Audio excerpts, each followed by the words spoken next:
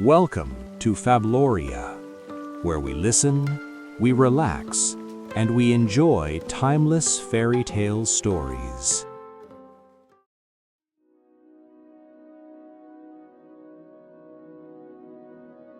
Many years ago, in a quiet and well-guarded kingdom, there lived a widowed queen whose husband had passed away long before.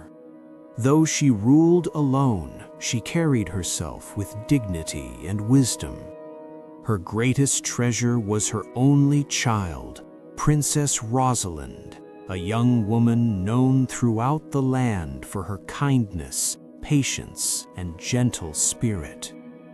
As the years passed, Princess Rosalind grew into adulthood.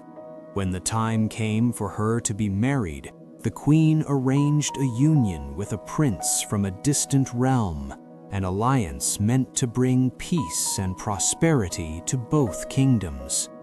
The journey to her future home would be long, crossing forests, rivers, and unfamiliar lands. The queen spared no effort in preparing her daughter. She gathered a grand dowry worthy of royalty, chests filled with gold and silver vessels, jeweled ornaments, embroidered garments, and precious heirlooms passed down through generations. Every item was chosen with love and care. To ensure her daughter's safety, the queen appointed a personal attendant named Margaret to accompany her. Margaret had served in the palace for years and was trusted, or so the queen believed. Each woman was given a horse for the journey. The princess rode a magnificent white stallion named Orion, a horse said to be gifted with rare intelligence and an unusual ability to understand human speech. On the morning of departure, the queen withdrew into her private chamber. There she pricked her finger with a small blade and allowed 3 drops of blood to fall onto a white cloth. She folded it carefully and handed it to her daughter. "Keep this close to your heart," the queen said softly. "It will guard you in times of danger." Tears filled both their eyes as they embraced. Then Princess Rosalind mounted her horse, tucked the cloth safely inside her gown, and set out toward her future. The journey began peacefully. The roads were quiet, the skies clear. But after several hours of riding beneath the sun, the princess became very thirsty. She turned to Margaret and politely asked her to fetch water from a nearby stream. Margaret's expression hardened. "Get it yourself," she replied sharply. "I am not your servant." Surprised and hurt, the princess said nothing. She dismounted, knelt by the stream, and drank directly from the water. "If my mother could see this," she whispered sadly, "her heart would break." They continued onward. Later that afternoon, the heat became unbearable. Once again, the princess asked for water. Once again, Margaret refused.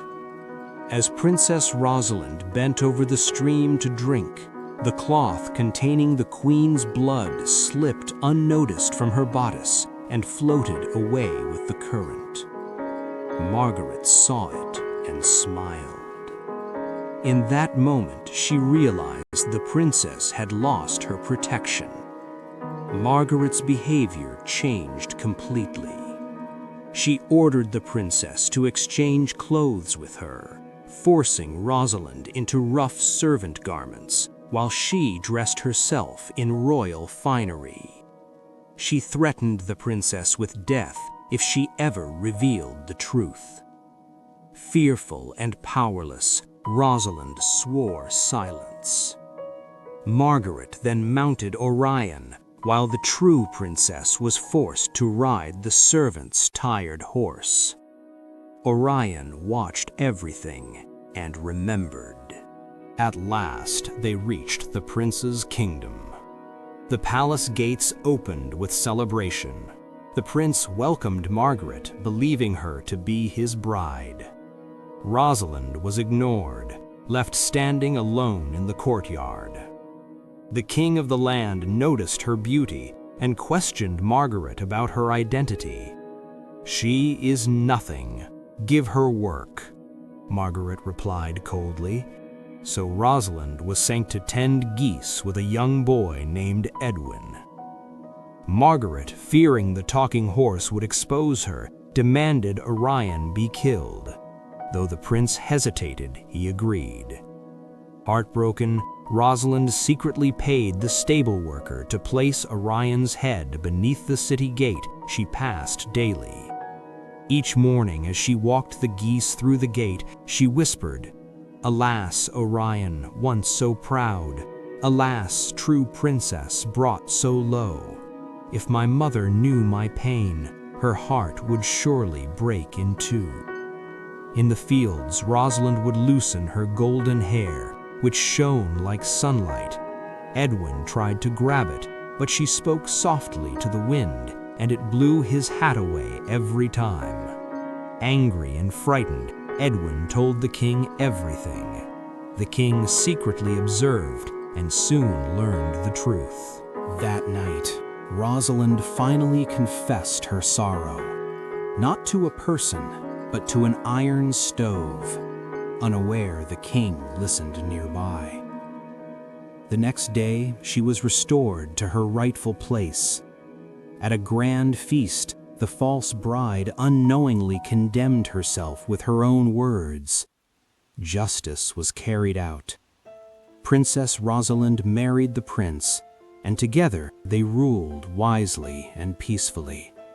And never again did a true princess walk unseen.